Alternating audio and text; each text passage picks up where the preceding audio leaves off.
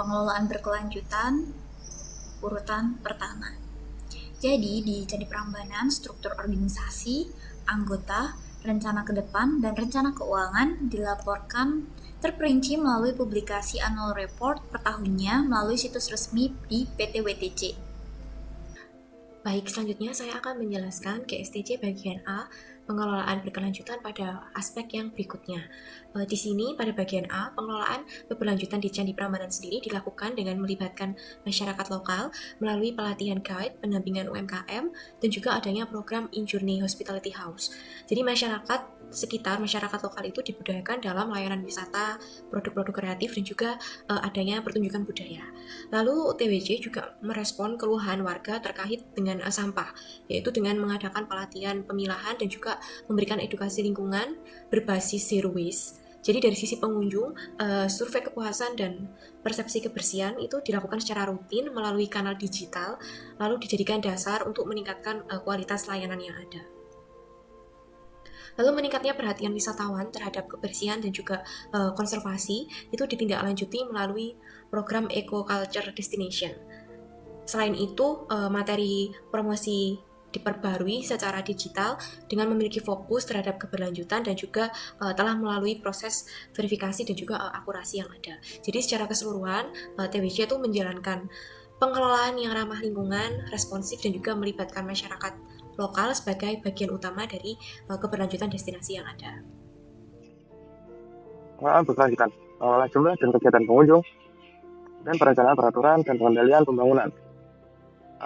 Pihak TWC juga memiliki strategi perencanaan pengelolaan destinasi wisata yaitu penggunaan pembelian tiket secara online, terus untuk monitoring pengunjung dapat dilihat pada situs resmi mereka dari pengunjung secara nasional, internasional, maupun masyarakat lokal. Untuk badan perencanaan peraturan dan pengendalian pembangunan, pihak TWC juga memiliki penggunaan di pada situs resminya, terus untuk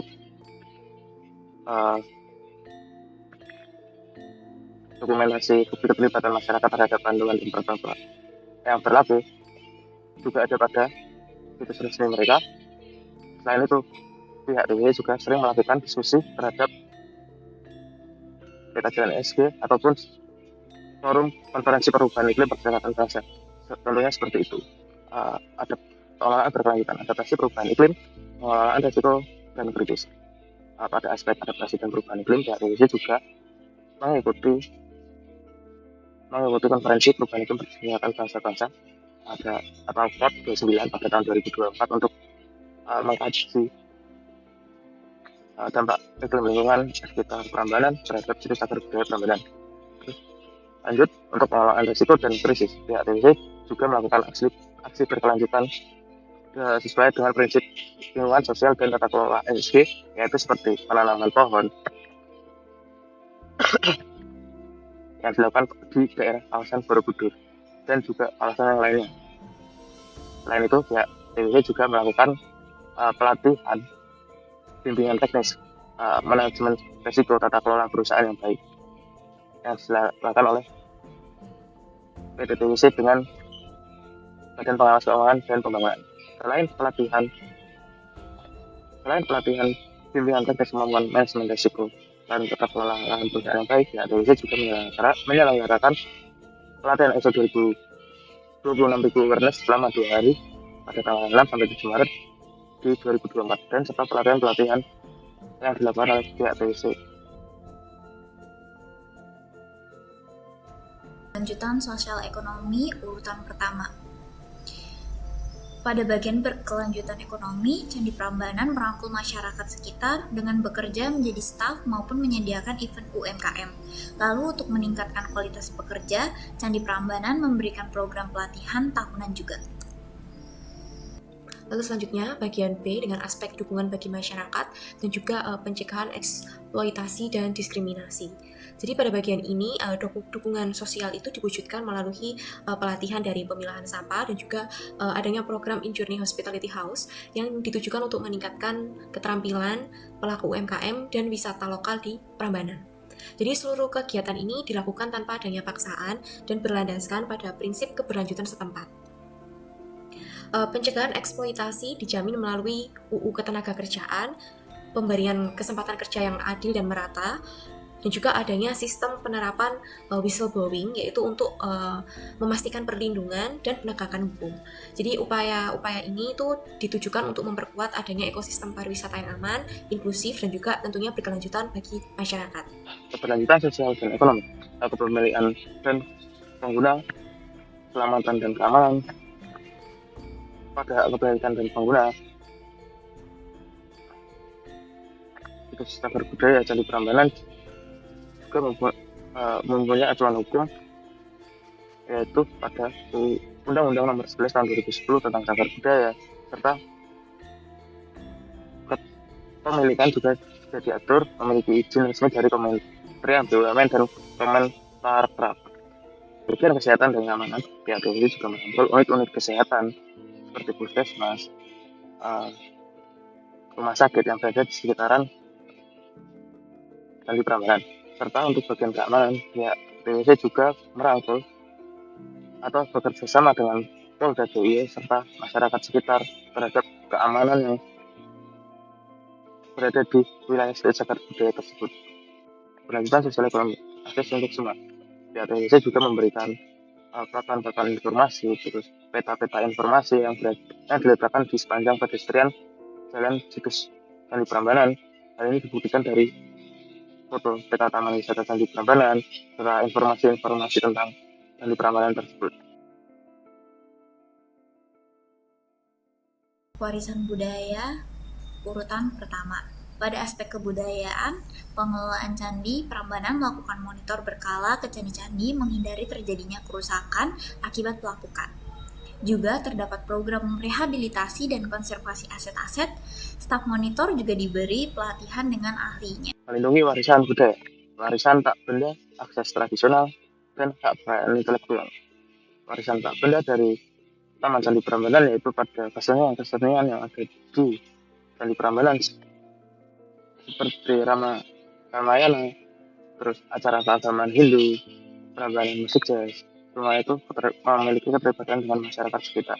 Seperti pada acara keagamaan Hindu, keterlibatan masyarakat Hindu sekitar dalam proses utama seperti pembuatan dekorasi dan pembuka, dan pemuka agama lokal menjadi pemimpin ritual. Untuk kekayaan intelektual, Indonesia juga memberikan pelatihan guru pugar pada masyarakat sekitar, serta melestarikan budaya yang ada di Candi Prambanan seperti Mangku Budaya di tahun 2024, program yang untuk mengapresiasi dan meningkatkan skill pada pelaku budaya sendera tari Ramayana.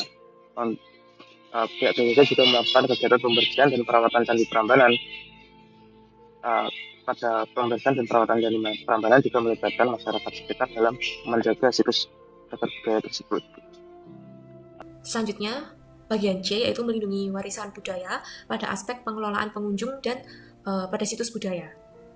Jadi pengelolaan wisata di Candi Prambanan itu menunjukkan kualitas tata kelola yang baik melalui regulasi zonasi, sistem konservasi yang ada, dan juga adanya pengawasan dari pemerintah maupun lembaga warisan. Jadi pelibatan masyarakat itu dilakukan lewat program-program UMKM, pelatihan pemandu, serta keterlibatan komunitas dalam kegiatan budaya, sehingga manfaat ekonomi dan sosial itu dapat dirasakan oleh warga atau masyarakat lokal. Dari sisi lingkungan, adanya pembatasan pembangunan, lalu monitoring daya dukung, pengelolaan sampah, dan juga adanya pelindungan lanskap itu mendukung keberlanjutan kawasan dari Candi Prambanan sendiri.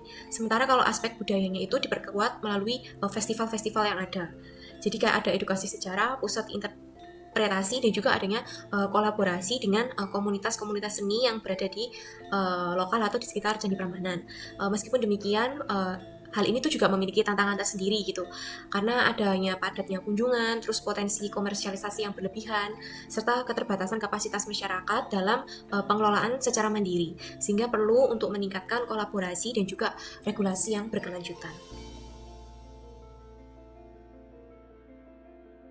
Keberlanjutan lingkungan, perlindungan lingkungan sedikit. Pada aspek ini, ya DIC juga melakukan kegiatan-kegiatan lingkungan seperti penanaman pohon yang dilakukan setiap tahun kepada pengunjung pertama dari Candi Prambanan, terus kegiatan sosial atau kegiatan penanaman pohon di luar Candi Prambanan yang melibatkan masyarakat sekitar, serta melakukan penanaman pohon pada lahan yang kurang produktif pada lingkungan sekitar Candi Prambanan. Selain itu, di sekitaran Candi Prambanan juga memiliki Prambanan Biodiversity Park, Prambanan Biodiversity Park ini merupakan badan yang atau unit yang mengkaji potensi sumber daya pangan yang berkelanjutan serta konservasi tanaman yang berada di sekitaran Candi Prambanan.